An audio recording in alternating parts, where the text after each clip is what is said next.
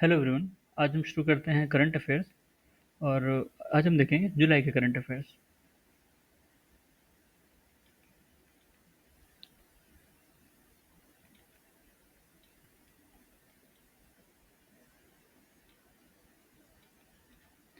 तो जुलाई में national level पर क्या क्या इंपॉर्टेंट थे?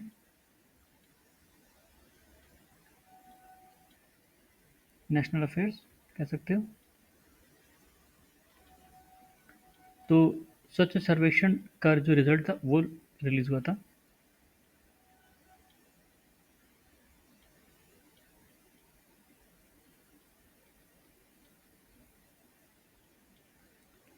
2024-25। किसने रिलीज किया था result? Ministry of housing and urban affairs,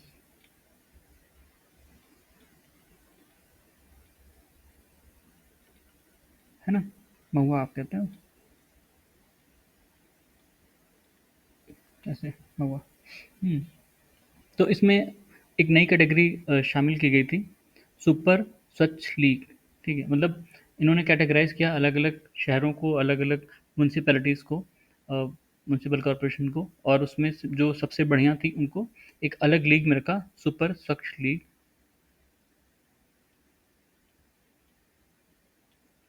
super स्वच्छ लीग, SSL। ठीक है।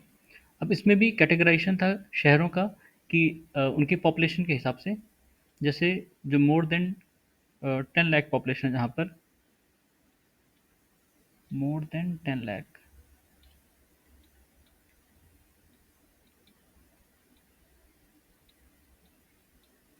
उसमें टॉप पर कौन था? इंदौर। ठीक है। सेकंड पर कौन था? ये फर्स्ट है। सेकंड पर कौन था? सूरत। थर्ड पर नवी मुंबई। ठीक है। और जो 3 से 10 लाख पॉपुलेशन के बीच में थे,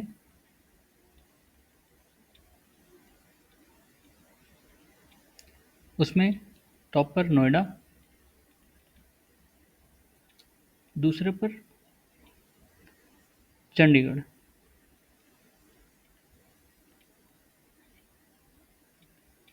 और तीसरे पर मैसूरू। ठीक है। हमारे लिए वो ज़्यादा इंपॉर्टेंट है, खासकर अगर यूपी पीसीएस के लिए आप पढ़ रहे हैं तो यूपी के जो शहर या म्यूनसिपैलिटीज़ का नाम आएगा वो हमारे लिए ज़्यादा इंपॉर्टेंट हो जाता है। ओवरऑल भी हमें जानना है कि टॉप पर कौन था, इंदौर, सूरत, नवी मुंबई। और इस कैटेगरी में क्योंकि नोएडा पहले पाया तो ये ज़्यादा इंपॉर्टेंट हमारे लिए है। ठीक है। फिर इसके अलावा भी और कैटेगरीज थी, 3 से 1 लाख, फिर 50,000 तक। उसमें हमें जाना नहीं है क्योंकि उसमें यूपी का कोई भी शहर नहीं था। ठीक है। और वैसे देखा जाए तो और भी कुछ रिकॉग्निशन मिले हैं, जैसे सफाई मित्र सुरक्षित शहर एक था। सफाई मित्र सुरक्षित शहर, इसमें गोरखपुर थर्ड पे था। ठीक है।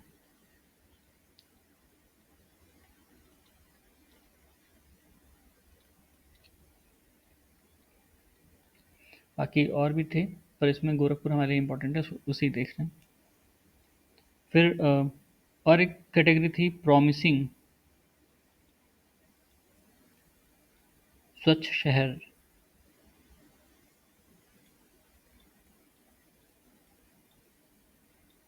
इसमें आगरा 14 पर था।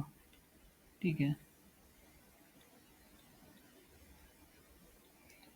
इसके अलावा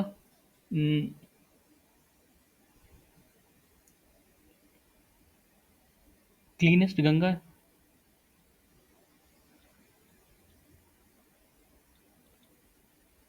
क्लीनेस्ट गंगा सिटी, इसमें जो है प्रयागराज टॉप पर है। कैसे है ये नहीं पता, लेकिन है प्रयागराज। ठीक है। गंगा सिटी मतलब जो गंगा के किनारे जितने भी शहर हैं, उनके सर्वेक्षण में सबसे क्लीन इनके हिसाब से प्रयागराज था। अगर प्रयागराज सबसे क्लीन है तो इसका मतलब बाकी की स्थिति और दिक्कत वाली है। इसके अलावा स्वच्छ शहर में जो एक और कैटेगरी थी, स्वच्छ शहर,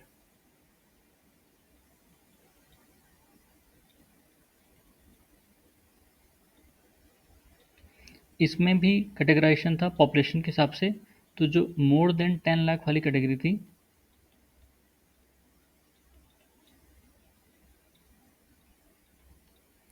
उसमें टॉप थ्री में यूपी का एक शहर था। जैसे फर्स्ट पर था अहमदाबाद,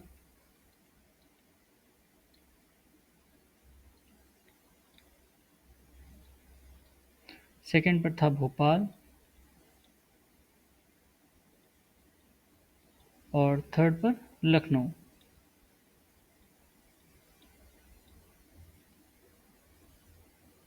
ठीक है।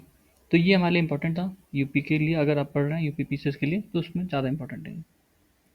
फिर इसके बाद सेकंड न्यूज़ देख लेते हैं। अब स्मार्ट सिटी और अमृत मिशन का 10 साल पूरा हो गया। Smart cities smart cities mission और अमृत का, सॉरी ये कैपिटल में रहेंगे सारे इसमें, अमृत। हम्म, अमृत मिशन अमृत मिशन इनका 10 साल पूरा हो गया।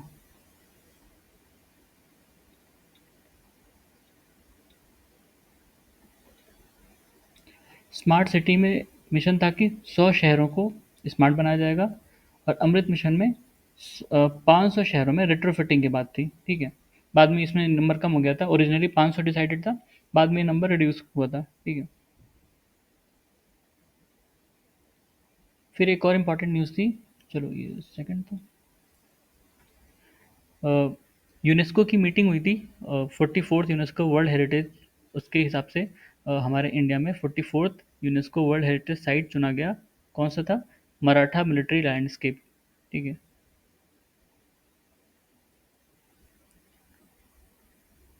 44th UNESCO world heritage site.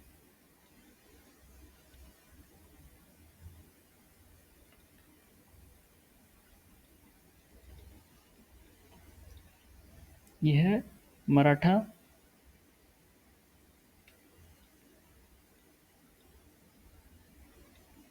Military.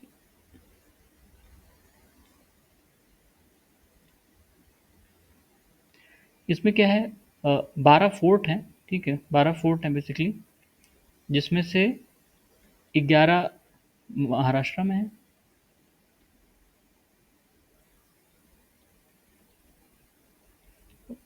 और एक जो है वो तमिलनाडु में है।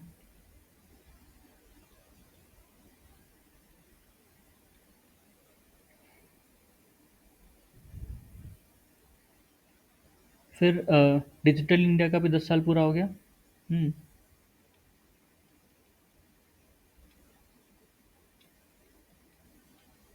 डिजिटल इंडिया का भी 10 साल पूरा हो गया। कब लॉन्च हुआ था? 1 जुलाई 2015। 2015। ठीक है। स्वच्छ भारत मिशन, इसमें हम लोग छोड़ देना। स्वच्छ भारत मिशन जो था,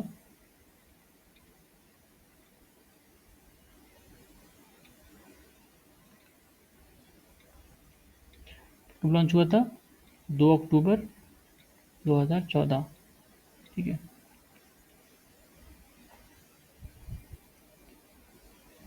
और इसके अलावा न्यूज़ कुछ इम्पोर्टेंट, जैसे अ, उत्तर प्रदेश ने सबसे ज़्यादा पब्लिक प्रोक्योरमेंट की है, गवर्नमेंट की जो जीएम जेम पोर्टल है। UP on top in public procurement.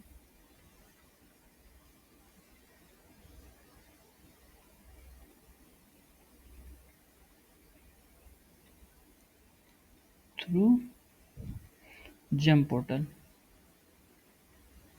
Government e market ऐसे करके है इसका नाम, गवर्नमेंट पोर्टल। ठीक है। और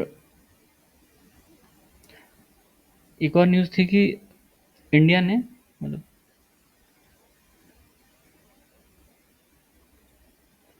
20% इथेनॉल ब्लेंडिंग पेट्रोल में अचीव कर लिया है।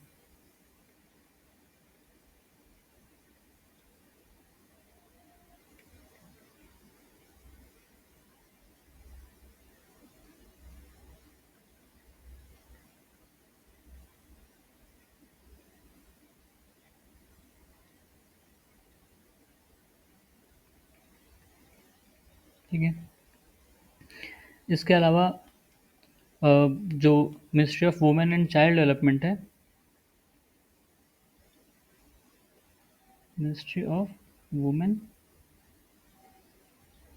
एंड चाइल्ड डेवलपमेंट,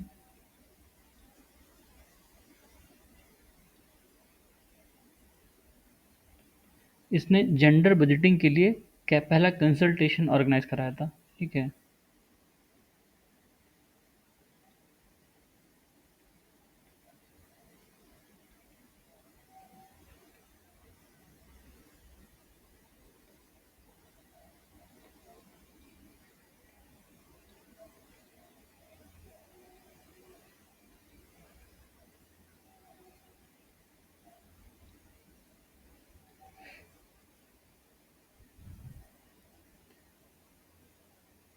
इसके अलावा कुछ स्कीम्स देख लेते हैं, स्कीम्स लॉन्च हुई हैं काफ़ी। एक थी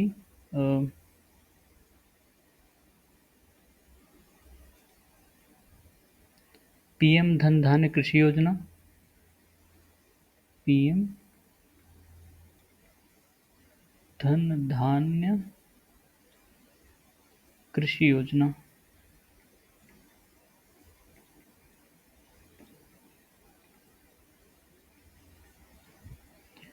इसमें क्या है, इसमें 100 डिस्ट्रिक्ट को रिकॉग्नाइज किया जाएगा या आइडेंटिफाई किया जाएगा जहाँ पर एग्रीकल्चर प्रोडक्टिविटी कम है। ठीक है। उसमें दो तीन चीज़ें थी कि एग्रीकल्चर प्रोडक्टिविटी कम है उनकी, किसानों को या एग्रीकल्चर जो से जुड़े बैंक का वो मतलब कह सकते हैं बैंक की पहुंच वहाँ पर उस जिलों में कम है। ठीक है। और एक चीज़ था प्रोडक्टिविटी, और ये और एक और था शायद सर्विस को लेकर। ठीक है। तो वहाँ पर ये स्कीम चलाई जाएगी। ये स्कीम इसमें क्या है कि जो ऑलरेडी 36 एग्जिस्टिंग स्कीम है ना, उनको इंटीग्रेट किया जाएगा।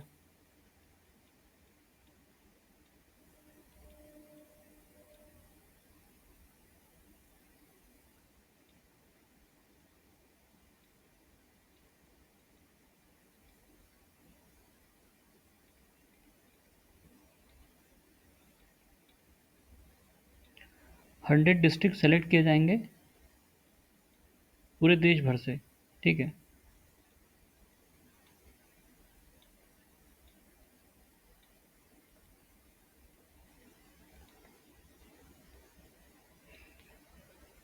और हर स्टेट से एटलीस्ट एक होगा, एटलीस्ट एक हर स्टेट से। ठीक है।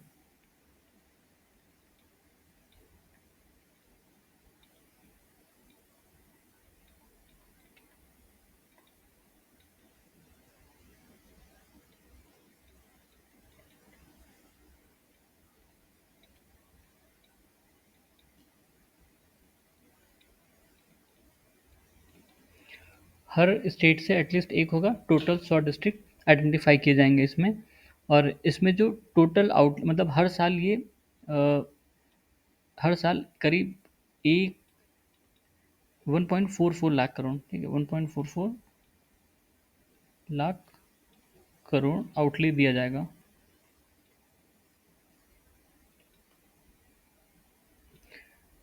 हर साल। ठीक है। सॉरी नहीं, हर साल नहीं, ये 6 साल के लिए आउटले फॉर 6 ईयर। ठीक है। 6 ईयर्स। और एक और चीज़ थी इसमें, इसमें प्रोडक्टिविटी, क्रॉप इंटेंसिटी और एग्री जो एग्री क्रेडिट है उस पर फोकस किया जाएगा। ठीक है।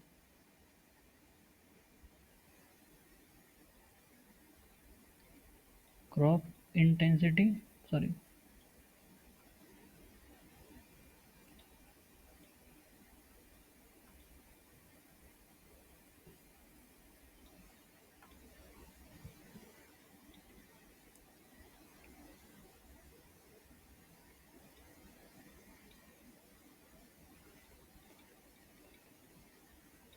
प्रोडक्टिविटी,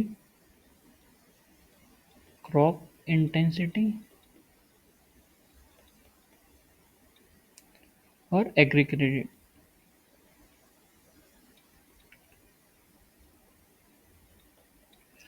किसी भी शहर को आइडेंटिफाई करने का ये इनका क्राइटेरिया होगा। अगर इन चीज़ों में देखेंगे कि अगर लो है, हाई है, उस हिसाब से वो आइडेंटिफाई करेंगे इन 100 डिस्ट्रिक्ट में। इसमें जो एक तो सेंटर की स्कीम होगी, ठीक है, सेंटर की, प्लस अगर स्टेट की कोई अच्छी स्कीम चल रही है वहाँ के किसानों के लिए, उसको भी इंटीग्रेट करेंगे। प्लस थर्ड पार्टी, जैसे कोई एनजीओ या किसी और संस्था ने कोई स्कीम चला रखी है, चलाना चाहता है, उनको भी, जो प्राइवेट पार्टनरशिप कह सकते हो, ठीक है,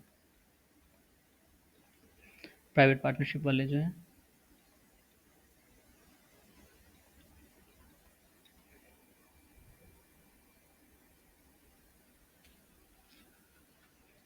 ठीक है, तो ये था पीएम धन धान्य योजना। इसके बाद अ, Aditi scheme, Aditi, double E है, TIE। इसका क्या मतलब हुआ? अदिति का मतलब है assistance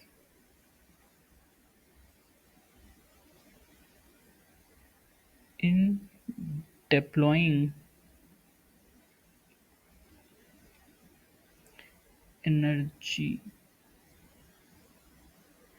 efficient technologies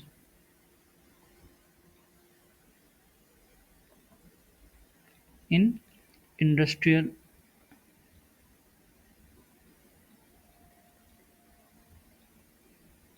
sorry, industries and establishments।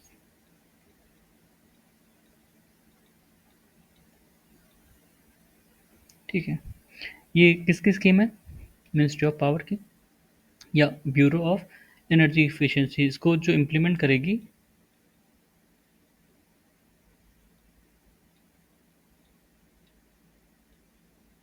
B, यानी कि ब्यूरो ऑफ एनर्जी इफिशिएंसी।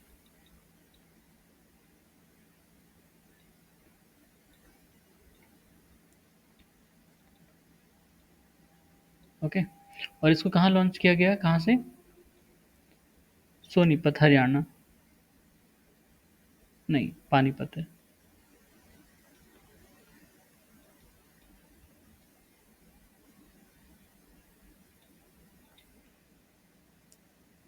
कहीं सोनीपत पता पड़ा था, पता नहीं, चेक कर लेना वैसे। पानीपत।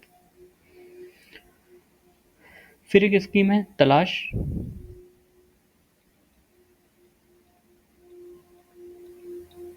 तलाश का क्या मतलब है?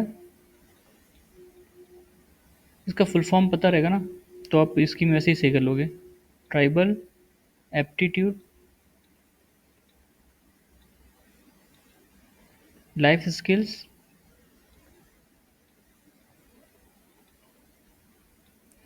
And self esteem hub.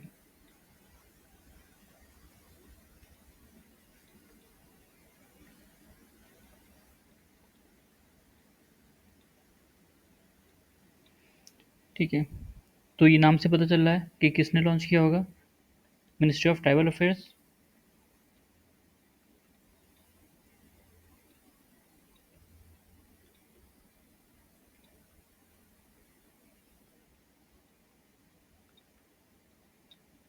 ठीक है, जुलाई में लॉन्च की गई स्कीम।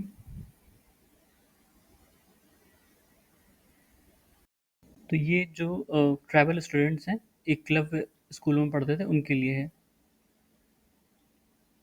For tribal students.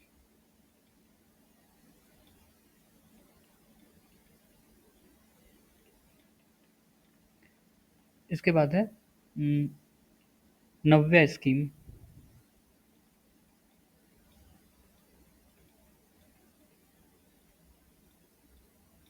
नव्या का मतलब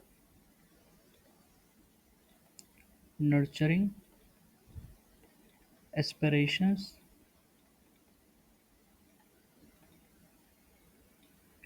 through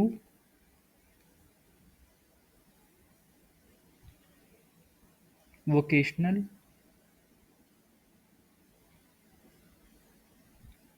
training for young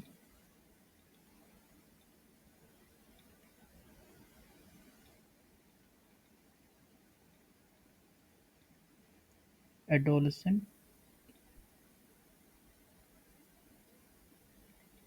girls. ठीक है,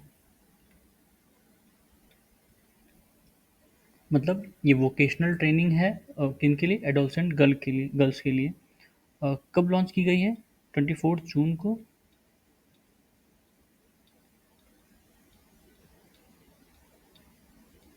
कहाँ से?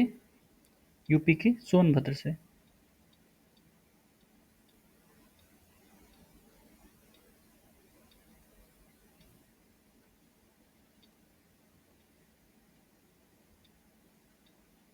ठीक है, और इसको लॉन्च किसने किया है?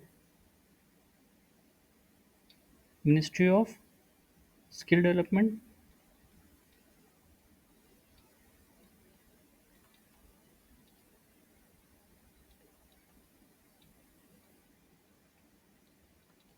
Plus ministry of women and child development. ठीक है,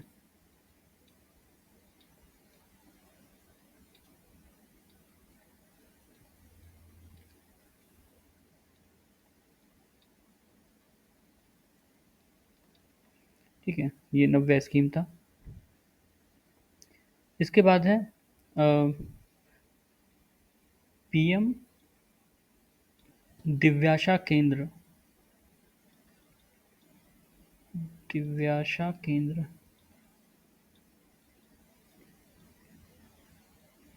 ये ये क्या है दिव्याशा केंद्र? ये वो सेंटर्स हैं जहाँ पर जो दिव्यांग होते हैं या बूढ़े लोग होते हैं, उनको अगर किसी तरह के अप्लायंसेस या कोई एड लगानी है, कोई जो उनकी मशीन्स आती हैं ना, ठीक है, अप्लायंसेस, तो उनको लगाने के लिए मदद करती हैं। ये कैसे मिलेगा वो भी मदद करेंगी, कैसे खरीद पाएंगे वो, और कैसे लगाना है वो दोनों भी मदद करेंगी। ठीक है, तो ये दिव्याशा केंद्र कहाँ खुला है? यूपी के बदायूं में, शायद 75th है ये। ठीक है, बदायूं, यूपी। तो किसका है ये? Ministry of social justice.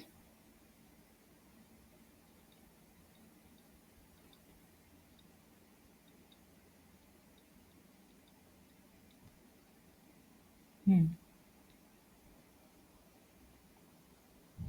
इसके अलावा इलेक्ट्रिक मैन्युफैक्चरिंग क्लस्टर एक खोला गया है। इलेक्ट्रॉनिक, सॉरी, इलेक्ट्रॉनिक मैन्युफैक्चरिंग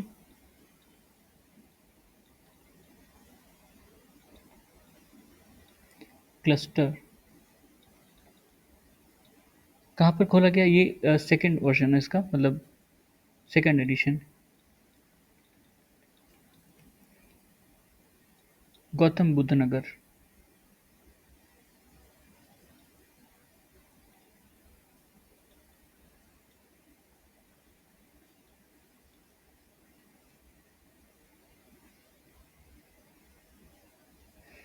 ठीक है, इसको कौन इम्प्लीमेंट करेगा? ईड़ा। ठीक है, YEIDA मतलब यमुना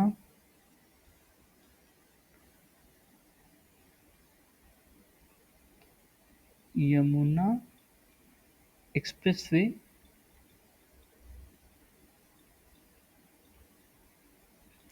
इंडस्ट्री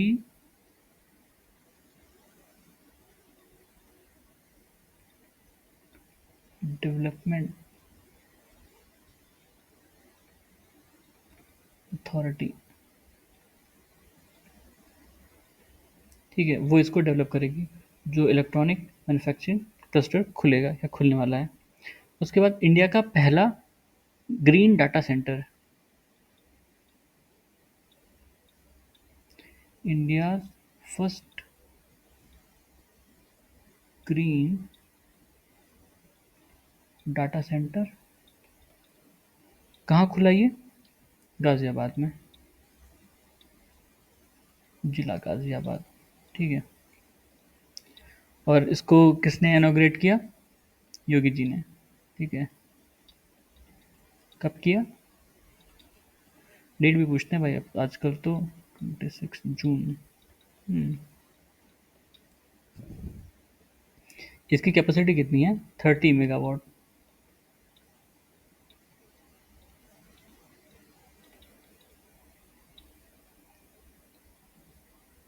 ठीक है, तो ये कुछ स्कीम्स थी जो इम्पोर्टेंट थी, लगा बता देना चाहिए, बता दिया।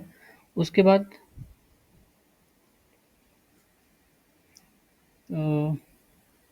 बुलेट ट्रेन आने वाली है। बुलेट ट्रेन के लिए हमने जापान से जो समझौता किया है, जापान ने कहा है कि कौन सी ट्रेन देगा वो, E10 शिनकासेन, ये बुलेट ट्रेन है।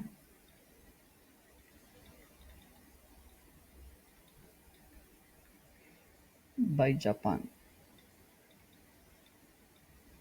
किसके लिए? जो मुंबई अहमदाबाद बुलेट ट्रेन होगी, ठीक है।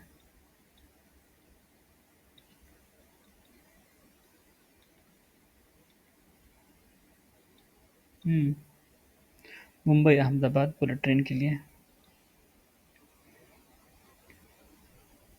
गूगल का पहला, गूगल का सिक्योरिटी इंजीनियरिंग सेंटर,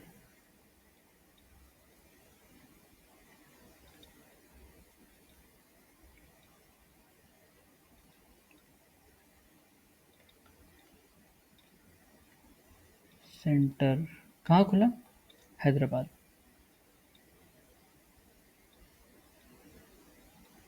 ओके।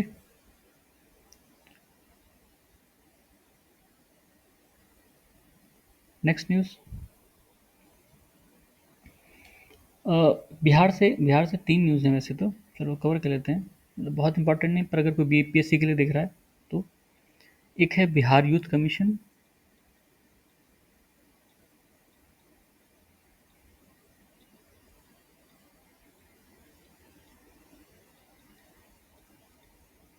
ठीक है, बिहार यूथ कमीशन।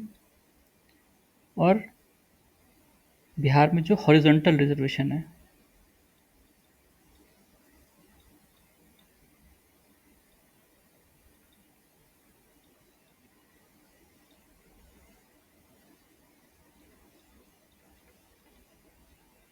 और 100% electricity, not electricity, electrification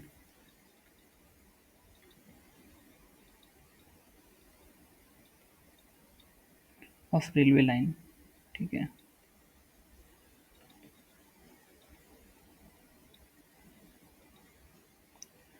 Bihar youth commission में 10 मेंबर होंगे, मतलब एक चीफ होगा, 2 डिप्टी होंगे, और 7 नॉर्मल मेंबर होंगे। 10 मेंबर। बिहार में जो हॉरिजॉन्टल रिजर्वेशन है वो वुमेन के लिए 35%,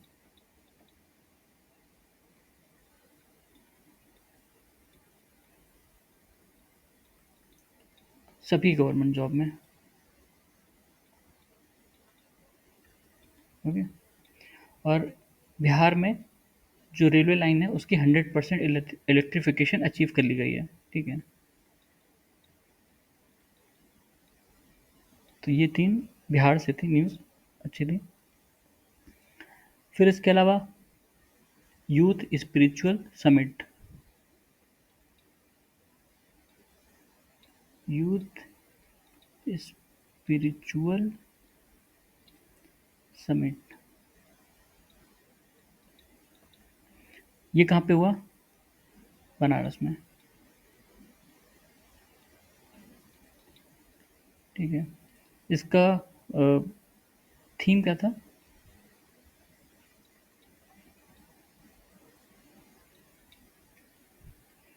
नशा मुक्त युवा फॉर विकसित भारत। ठीक है। नशा मुक्त युवा फॉर विकसित भारत। कब हुआ था ये वैसे? 18 से 20 जुलाई के बीच में। हम्म। उसके बाद एक और है कि वाइस चांसलर की एनईपी कॉन्फ्रेंस हुई केवड़िया में, कुछ खास इंपॉर्टेंट नहीं लगा मुझे। उसके अलावा अब बिम्स्टेक वाला देख लें, इंटरनेशनल न्यूज़। ठीक है, इंटरनेशनल अगर करंट अफेयर्स देखें तो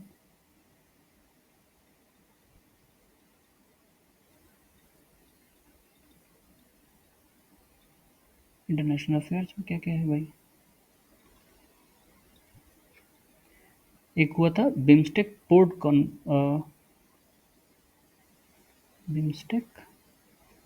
कॉन्क्लेव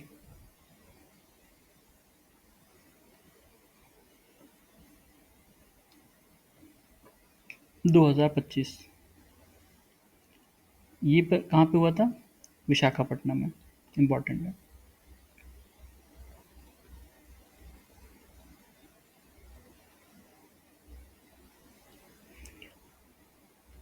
आंध्र प्रदेश में।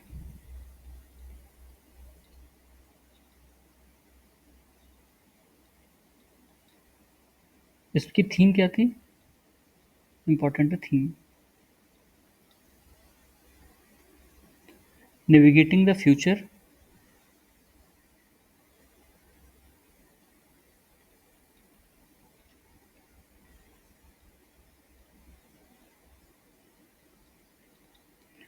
Blue economy innovation sustainable partnership.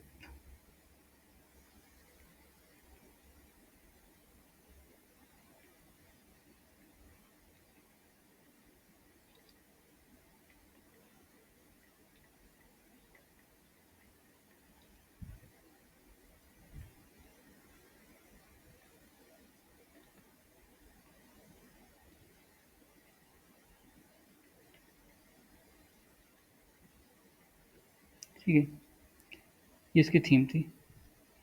और ये कब हुई थी? 14-15 जुलाई। ठीक है।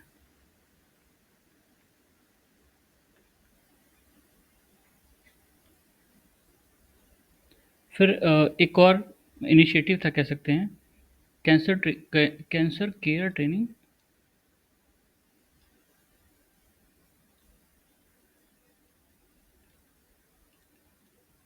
For BIMSTEC.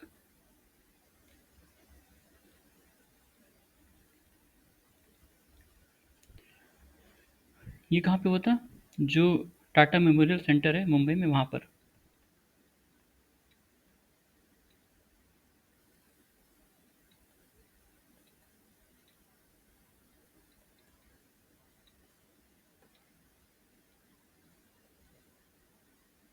ठीक है। फिर मोदी जी 5 देशों की यात्रा पर गए थे, आपने सुना ही होगा।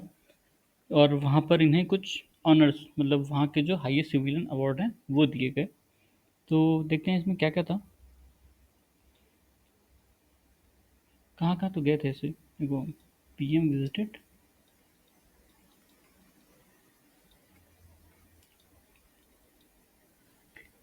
घाना,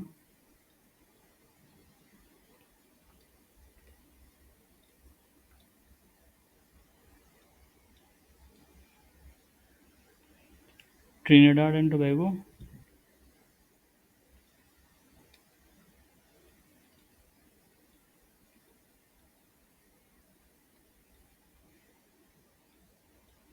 अर्जेंटीना,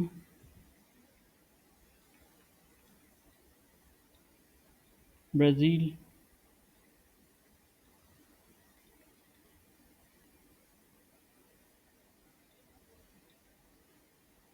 और नामीबिया।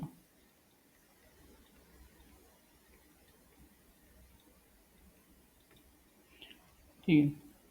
तो इसमें से 3 देश, नामीबिया, ट्रिनिडाद टोबैगो और घाना, इन तीनों ने इनको अपने जो हाईएस्ट सिविलियन अवार्ड होते हैं वो दिए। तो नामीबिया ने इनको क्या दिया, घाना ने पहले, घाना ने क्या दिया भाई, घाना ने दिया order of star of Ghana, order of star of घाना। फिर नामीबिया अफ्रीकन कंट्री, घाना भी अफ्रीकन कंट्री है, इसने दिया order of most ancient welwitschia mirabilis, ठीक है, order of most ancient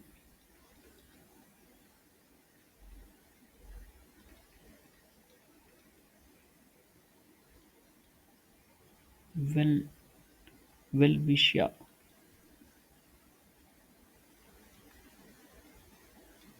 mirabilis,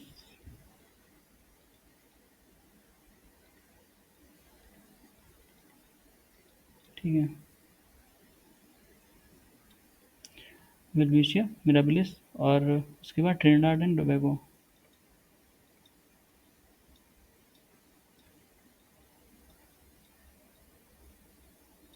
इसने क्या दिया भाई, इन लोगों ने भी अपना जो हाईएस्ट अवार्ड था,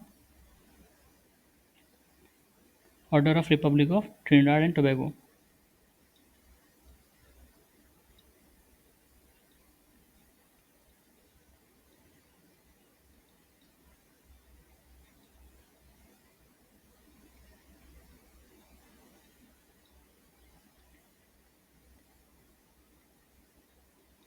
तो ये इन देशों के हाईएस्ट अवार्ड हैं। और ट्रिनिडाद टोबैगो में एक और चीज़ इंपॉर्टेंट हुई है, इन लोगों ने यूपीआई सिस्टम को अडॉप्ट किया है, ठीक है, यूनाइटेड पेमेंट इंटरफेस।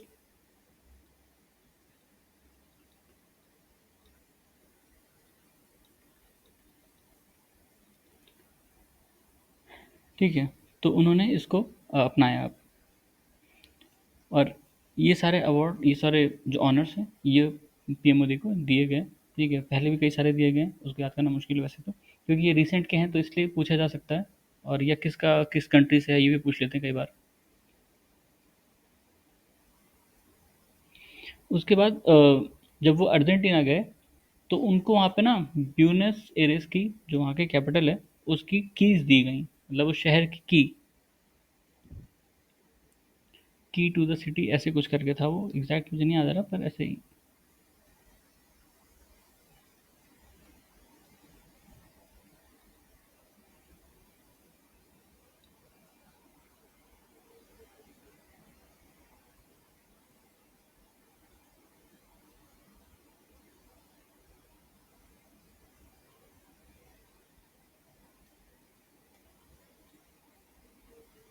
की टू द सिटी किस शहर का दिया गया उनको, ब्यूनस एयर का।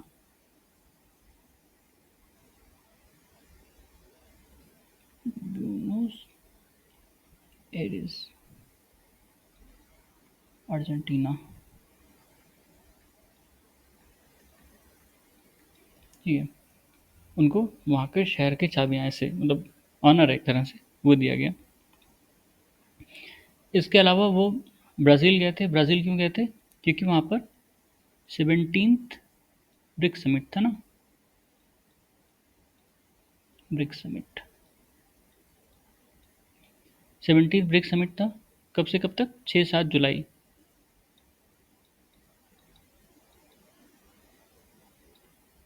2025। और यहाँ पर एक इम्पॉर्टेंट चीज़ हुई क्या, इंडोनेशिया ने ज्वाइन कर लिया,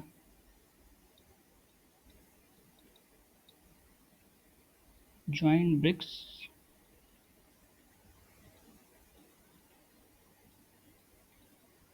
एज 10th मेंबर।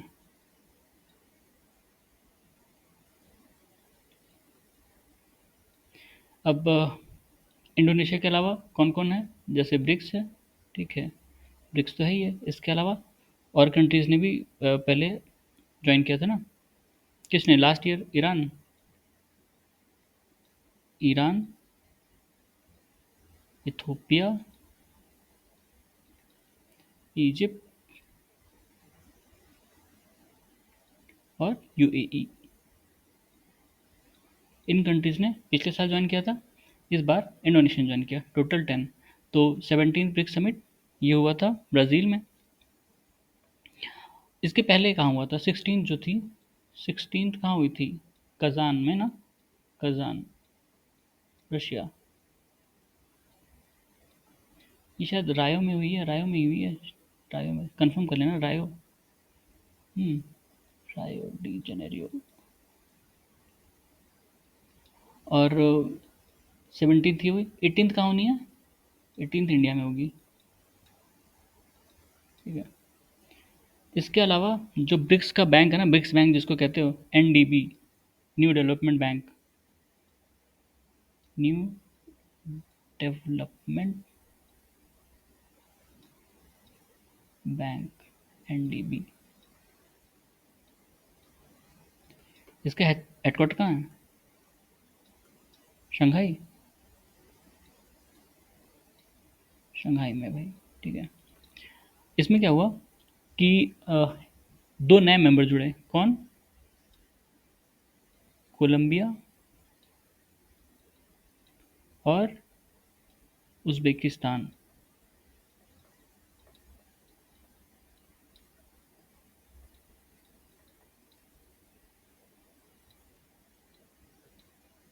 ठीक है, तो अब टोटल इसमें 11 मेंबर हैं, टोटल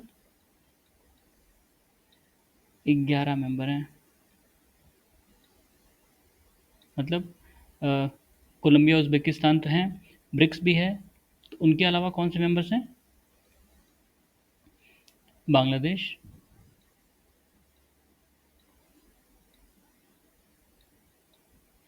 यूएई, इजिप्ट और अल्जीरिया, ठीक है।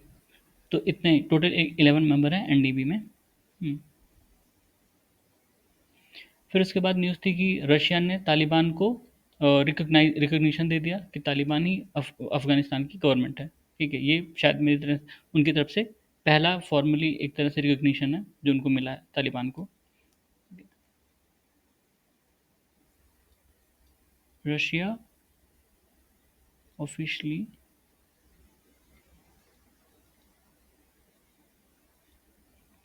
रिकॉग्नाइज्ड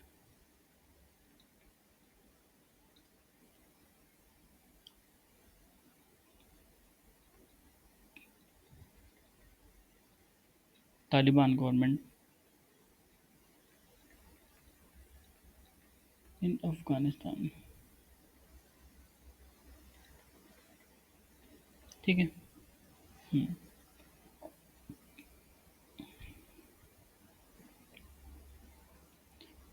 और इसके अलावा फोर्ब्स की लिस्ट आई थी रिचेस्ट इमिग्रेंट की, Forbes list of richest immigrants of USA obviously, ठीक है।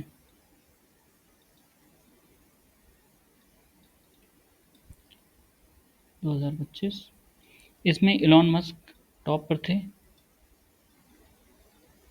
इलॉन मस्क टॉप पर थे। ये इनका जन्म हुआ है प्रेटोरिया, ठीक है, प्रेटोरिया साउथ अफ्रीका में।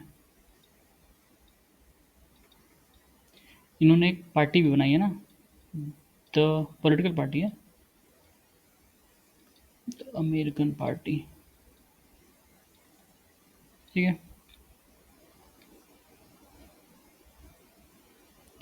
उसके अलावा संघाई कॉपरेशन ऑर्गेनाइजेशन या एससीओ की मीटिंग हुई, एससीओ की फॉरेन मिनिस्टर्स मीटिंग हुई है, फॉरेन मिनिस्टर्स मीटिंग कहाँ हुई है? Tianjin, China.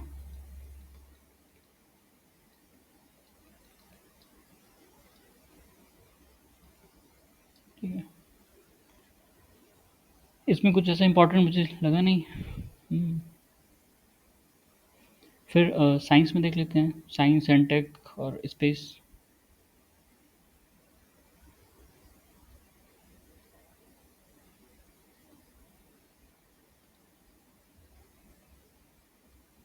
ठीक है, डिफेंस भी देख लेंगे इसी में। तो इसमें पहला था कि इंडिया का पहले गगननॉट, ठीक है?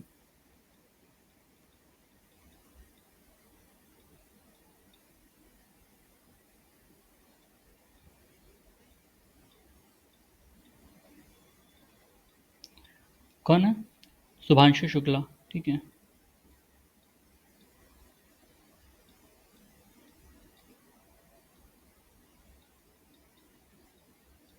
अब ये पहले कैसे? क्योंकि पहले सबसे पहले कौन गया था? राकेश शर्मा। राकेश शर्मा कब गए थे? 3 अप्रैल 1984। किसके थ्रू? मतलब रशिया, यूएसएसआर था, यूएसएसआर की जो एक शिप थी, सोयूज ना, सोयूज T11 करके थी। तो उसके साथ ये गए थे राकेश शर्मा, सबसे पहले इंडियन जो स्पेस में गए हैं राकेश शर्मा। शुभांशु शुक्ला दूसरे इंडियन है बेसिकली, पर पहले गगनॉट है। गगनॉट एक तरह से जैसे एस्ट्रोनॉट, यूएस कहता है एस्ट्रोनॉट, ठीक है? गगनॉट एक तरह से एस्ट्रोनॉट ही है। एस्ट्रोनॉट, ठीक है, यूएसए कहता है। और रशिया क्या कहता है? कॉस्मोनॉट।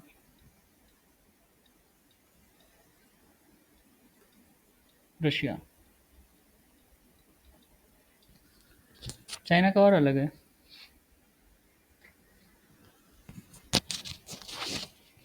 चाइना कहता है टेक्नॉट।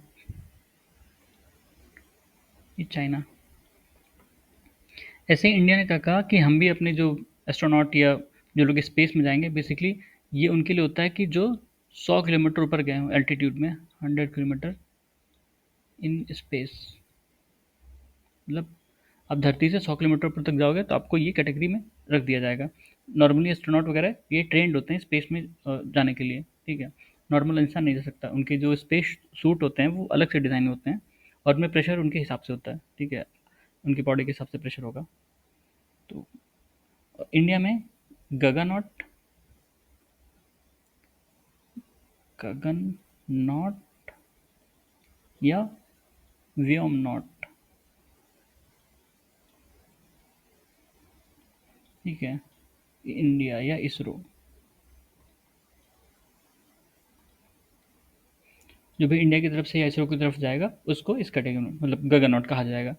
कैटेगरी नहीं है, मतलब वो कहने का तरीका है कि आपको लोगों को पता चले कि किसके थ्रू या कहाँ से गया है। यूएसए के जाता है तो वो एस्ट्रोनॉट, या इसरो के थ्रू को भी जाएगा तो उसको एस्ट्रोनॉट कहा जाता है। रशिया जब भेजती है या किसी को भेजेगा, तो इस समय इस हिसाब से राकेश शर्मा पहले कॉस्मोनॉट थे, ठीक है?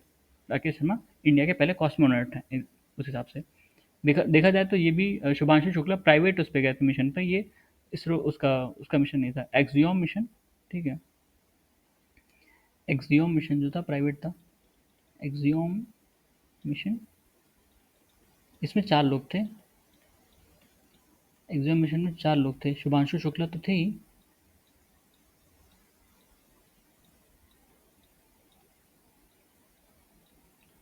शुभांशु शुक्ला बेसिकली हैं लखनऊ के, ठीक है? याद रख लेना, लखनऊ से हैं शुभांशु। और उनके अलावा कौन थे? पेगी वाइटसन,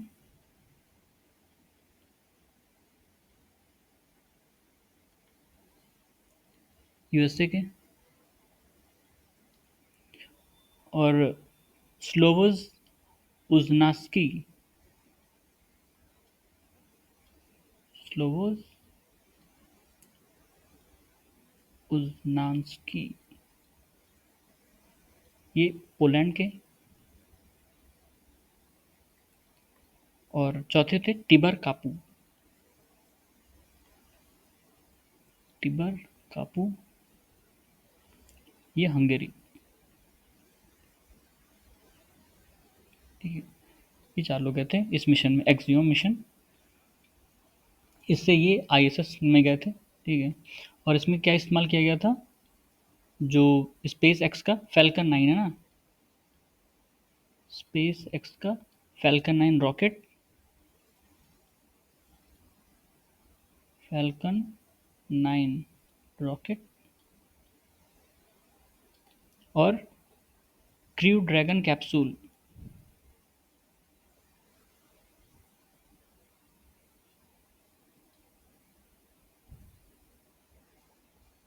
ठीक है। तो इन चीज़ों का इस्तेमाल किया गया था आईएसएस तक पहुंचने के लिए। ये लोग इसके थ्रू आईएसएस गए थे, इंटरनेशनल स्पेस स्टेशन। उसके बाद quantum secure communication, quantum secure communication, ये एक तरह से इसका डेमोन्स्ट्रेशन हुआ। किसने किया डेमोन्स्ट्रेशन? आईआईटी दिल्ली ने, ठीक है। आईआईटी आईआईटी दिल्ली है यार, क्या लिख रहा है?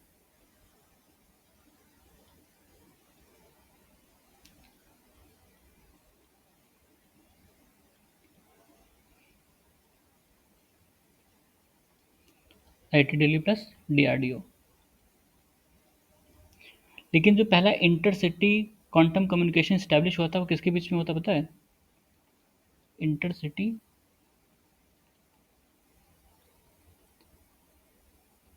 क्वांटम कम्युनिकेशन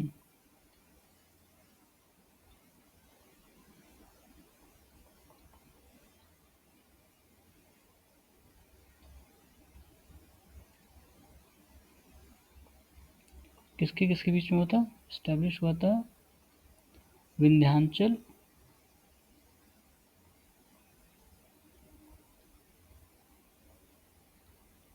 और प्रयागराज के बीच में।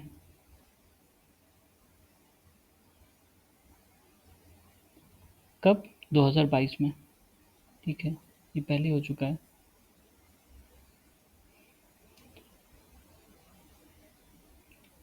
इसके अलावा Rudrastra UAV, Rudrastra UAV, UAV मतलब अनमैन्ड एरियल व्हीकल, यानी ड्रोन आपके। इसको आर्मी ने टेस्ट किया, इसको डेवलप किया है सोलर एरोस्पेस ने।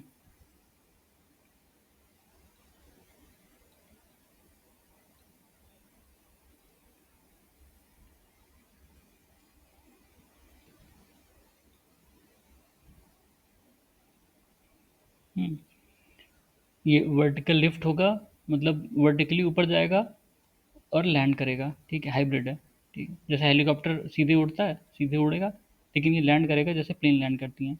हम्म, फिर आईएनएस उदयगिरी, आईएनएस कमीशन हुआ है।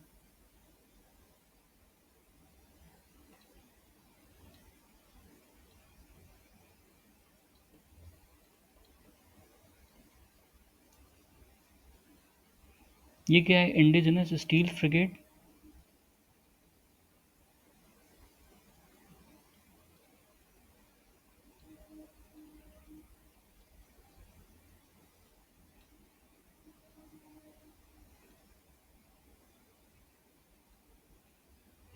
किसने बिल्ड किया है? Mazagaon MDS, Mazagaon dock ship builders limited, जो मुंबई में है, ठीक है।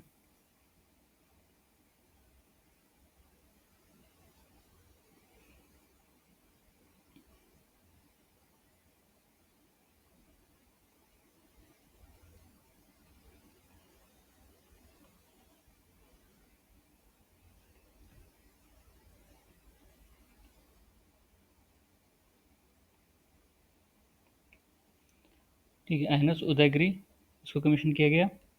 इंडिया की पहली navy fighter pilot, first Indian women navy fighter pilot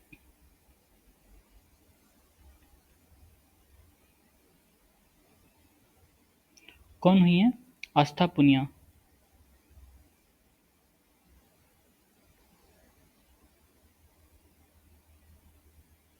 कहाँ से हैं? मेरठ, यूपी। ठीक है। लेफ्टिनेंट, सब लेफ्टिनेंट है वैसे ही। उसके बाद इंडिया का पहला सिमलेस 5G ब्रॉडबैंड किस कंपनी ने लॉन्च किया? India first seamless 5G broadband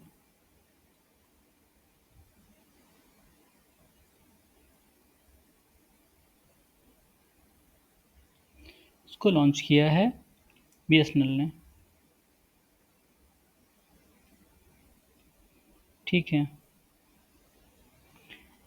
अ, जानवी दंगीती,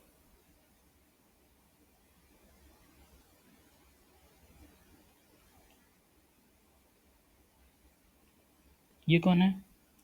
ये इनको स्पेस मिशन के लिए सेलेक्ट किया गया है। एक प्राइवेट कंपनी है, टाइटन स्पेस इंडस्ट्रीज ने, जो यूएसए की कंपनी है। 2029 में इनको स्पेस में भेजेंगे वो लोग, और भी लोग होंगे उसमें, ये भी उस क्रू के मेंबर होंगे। ठीक है। Selected for space mission, space mission by, कौन सी है? Titan Space limited.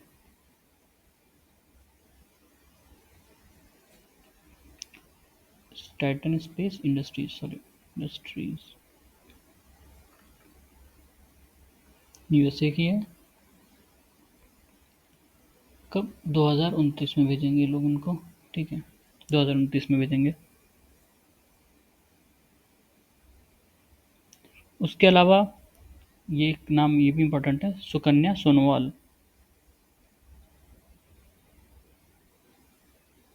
Sukanya Sonowal, क्यों ये नाम इम्पोर्टेंट है? इनको Commonwealth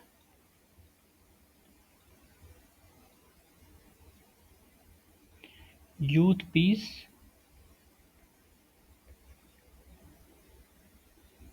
ambassador network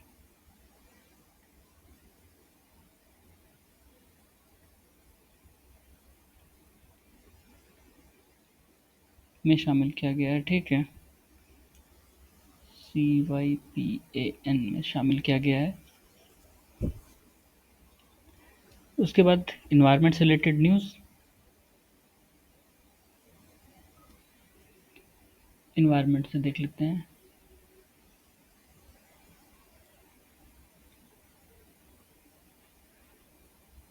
bone climate conference हुआ,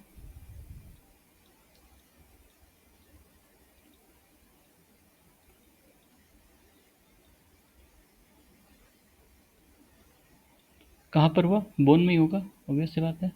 ठीक है, बोन, जर्मनी। कब हुआ? 16 से 26, 16 से 26 जुलाई।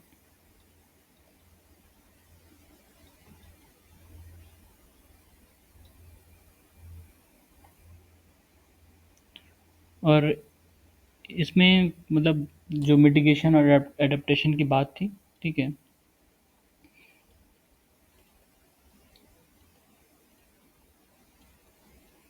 उसी पर चर्चा हुई है। ये प्री कर्सर है किसका? जो COP30 होने वाला है, COP30 होगा। कहाँ पर? Belem, Brazil. ठीक है, उसके लिए। इसके अलावा ग्लोबल ड्रॉट रिपोर्ट किसने रिलीज़ की है? यूएनसीसीडी ने।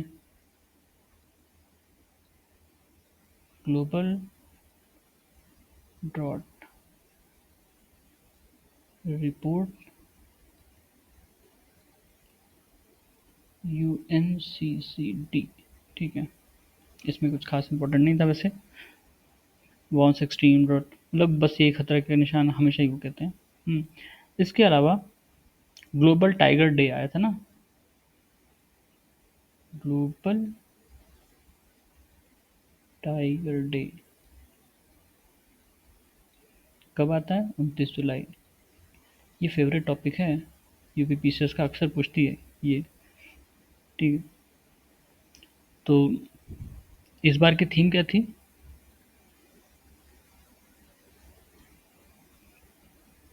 थीम थी securing the tiger, securing the future of tiger, securing the future of tigers with indigenous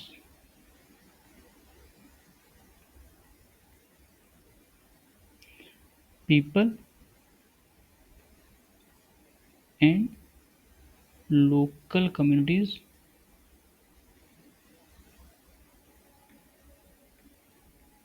eight the hurt.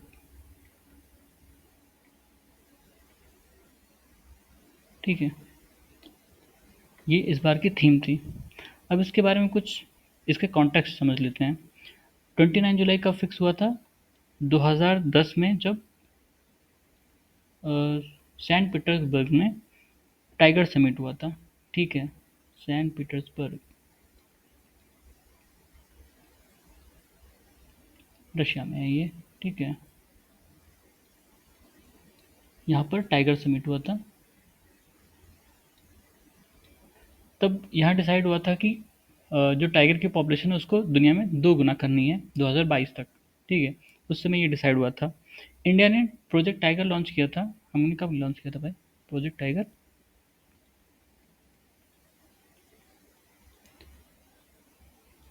1973। ठीक है, और प्रेजेंटली इंडिया में 58 टाइगर रिजर्व हैं।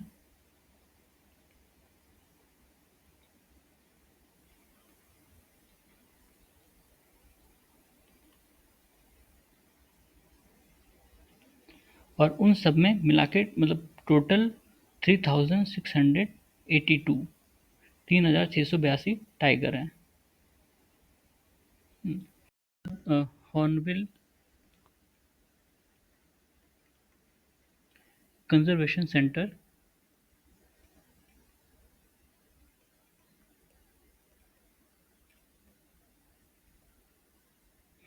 ये खुला है। अन्नामलाई टाइगर रिजर्व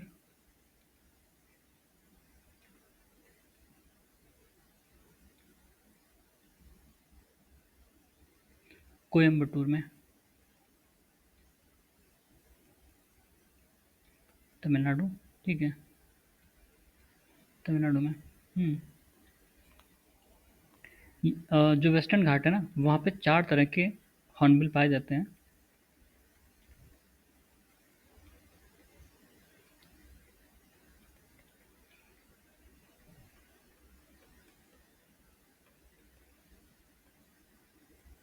कौन-कौन से हैं? एक है ग्रेट हॉर्नबिल,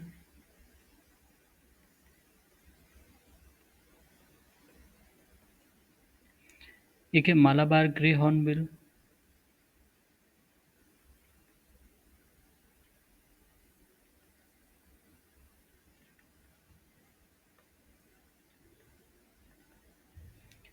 फिर है मालाबार पीड हॉर्नबिल,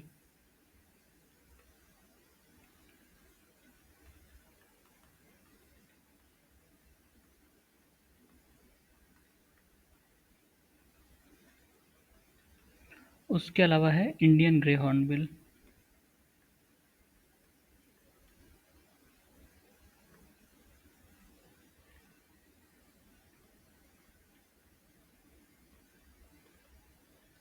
ठीक है, तो ये 4 तरह के पाए जाते हैं आपके वेस्टर्न घाट्स में।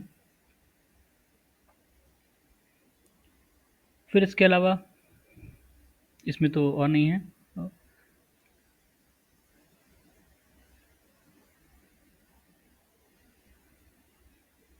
कुछ बुक्स रिलीज़ हुई हैं, वो देख लेते हैं।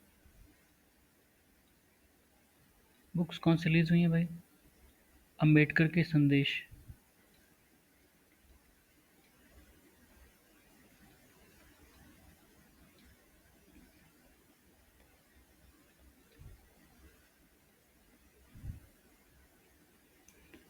किसकी है? D S Veerayya.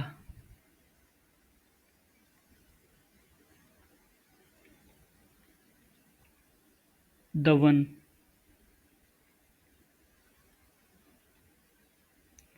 ये है ऑटोबायोग्राफी है शिखर धवन की।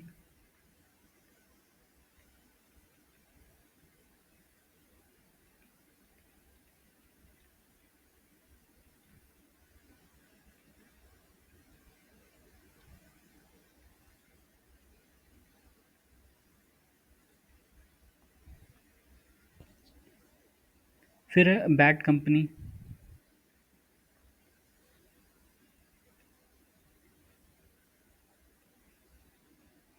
ये किसकी है?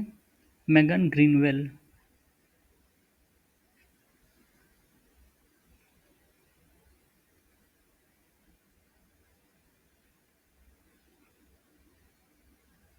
ठीक है। उसके बाद डायल 100, ये कुलप्रीत यादव की है।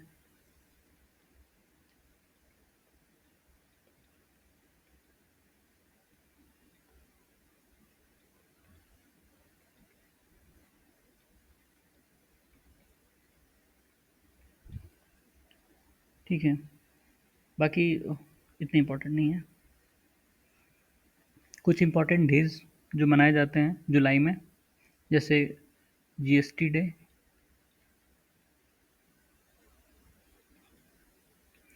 जीएसटी डे कब होता है? 1 जुलाई। 1 जुलाई। World sports journalist day.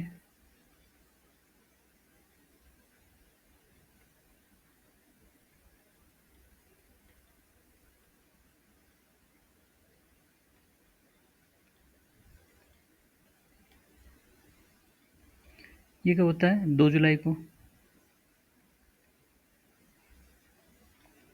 International yoga day.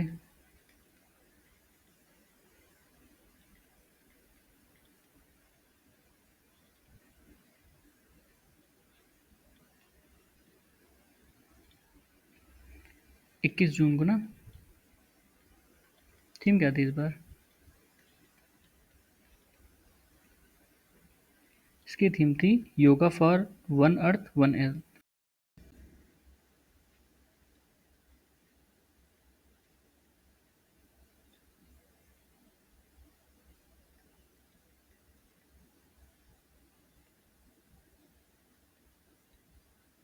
ठीक है, ये इम्पोर्टेंट है।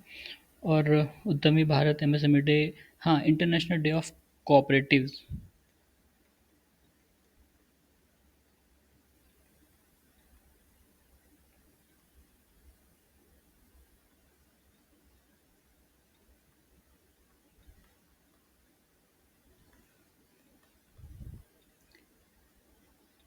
ये कब पड़ा था? 5 जुलाई को।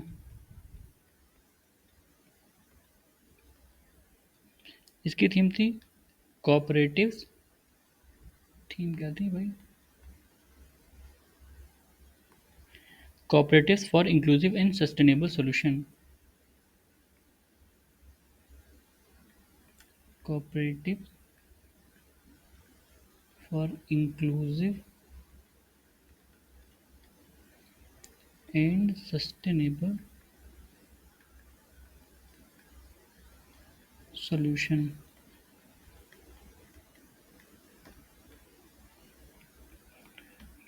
ठीक है। फिर national statistics day.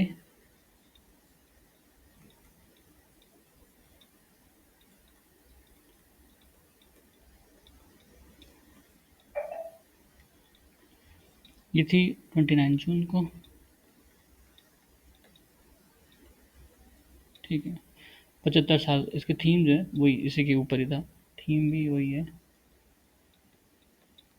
75 years of NSS.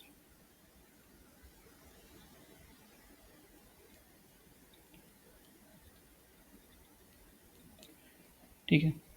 तो ये जुलाई मंथ के इंपॉर्टेंट करंट अफेयर थे जो हमने देखे। अब इसमें जो भी बच रहा होगा या जो भी और इम्पोर्टेंट मुझे लगेगा उसको फॉलो अप जो वीडियो होगा उसमें कवर करा देंगे। ठीक है। सुनने के लिए धन्यवाद।